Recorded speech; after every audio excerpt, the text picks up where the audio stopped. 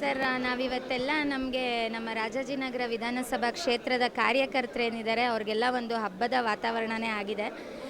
ನಮ್ಮ ಅಚ್ಚುಮೆಚ್ಚಿನ ನಾಯಕರು, ಯುವಕರ ಆಶಾಕಿರಣ ಮತ್ತು ಎಲ್ಲರಲ್ಲೂ ಸ್ಫೂರ್ತಿ ತುಂಬಿದಂತಹ ನಾಯಕರು ನಮ್ಮ ಸನ್ಮಾನ್ಯ ಶ್ರೀ ಪುಟ್ಟಣ್ಣ ಸರ್ ಅವರು, ಮಾಜಿ ಸಭಾಪತಿಗಳಾಗಿದ್ದವರು ಮತ್ತು ವಿಧಾನ ಪರಿಷತ್ ಸದಸ್ಯರಾಗಿರೋರು. ಅವ್ರಿಗಿರುವಂಥ ಅನುಭವ, ಅವ್ರಿಗಿರುವಂಥ ತಾಳ್ಮೆ ಮುಂದೆ ನಾವೆಲ್ಲ ನಿಜಕ್ಕೂ ಕಲಿಯೋದು ಸಾಕಷ್ಟು ಇದೆ. ಅವ್ರಿಗೆ ಇವತ್ತು ಹುಟ್ಟುಹಬ್ಬದ ಸಂಭ್ರಮಾಚರಣೆ ಮಾಡ್ತಾ ಇದ್ದಾರೆ. ಆ್ಯಕ್ಚುಲಿ ನಿನ್ನೆಯಿಂದನೇ ರಾತ್ರಿ 10 ಗಂಟೆಯಿಂದನೇ ಸಂಭ್ರಮಾಚರಣೆ ಸ್ಟಾರ್ಟ್ ಆಯಿತು.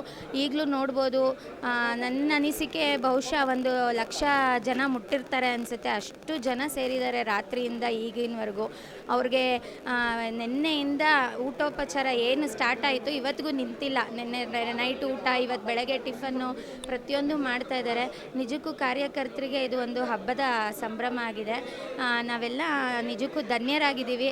ಅವರು ಬರ್ತ್ಡೇ ಸೆಲೆಬ್ರೇಷನಲ್ಲಿ ಪಾಲ್ಗೊಂಡಿದ್ದು ನಮ್ಮೆಲ್ಲರ ಪುಣ್ಯ ಅಂತ ನಾನಾದರೂ ಹೇಳೋದಕ್ಕೆ ಭಾವಿಸ್ತೀನಿ ಸರ್.